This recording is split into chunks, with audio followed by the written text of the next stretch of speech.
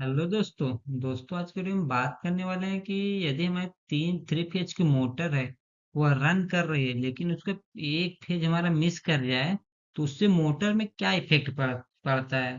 तथा मोटर अगर चलते चलते फेज कट हो गया तो उसमें मोटर हमारे क्या इफेक्ट हो जाएगा कि मोटर जल जाएगा कि नॉइस करेगा।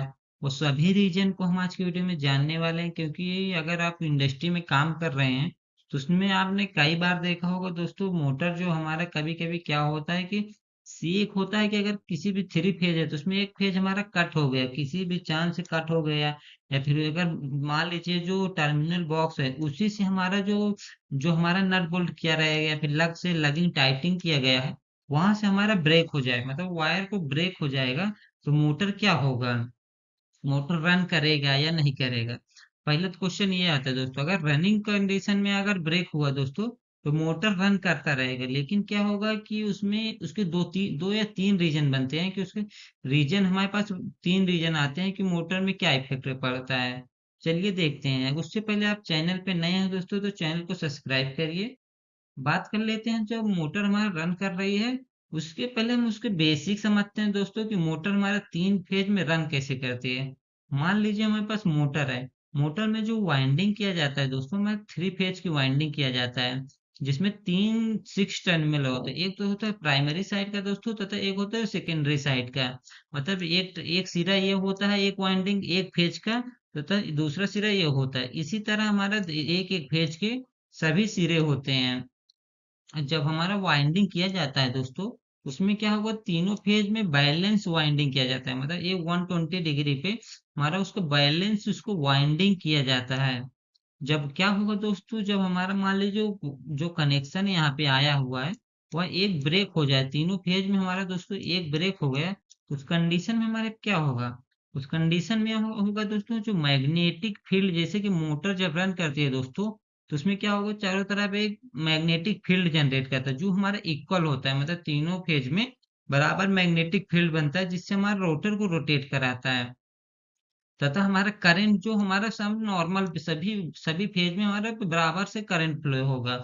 लेकिन जब वायर को हम ब्रेक होगा तो ब्रेक होने में क्या होगा दोस्तों, जो करंट होगा, जो हमारा करंट फ्लो होगा, उसमें क्या होगा, एक फेज में जाएगा नहीं दोस्तों। मान लीजिए हमारा बी फेज में सप्लाई नहीं जाएगा तो उसमें क्या होगा, ये जो हमारा बीच में सिरा बचा दोस्तों, वहां पे जो हमारा दो वाइंडिंग है, दोनों फेज की वाइंडिंग में हमारा ज्यादा लोड जाएगा, क्योंकि मोटर को रन होता रहेगा, लेकिन उसमें क्या होगा, दोनों वाइंडिंग में हमारा ज्यादा करंट फ्लो होने लगेगा।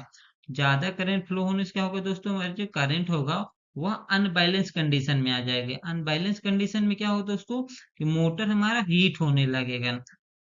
क्योंकि क्या है कि अगर तीनों फेज में हमारा समान करंट जा रहा है, अगर समान करंट नहीं गया दोस्तों तो उसमें क्या होगा, दो फेज में हमारा उसको वाइंडिंग में हीट जनरेट होगी।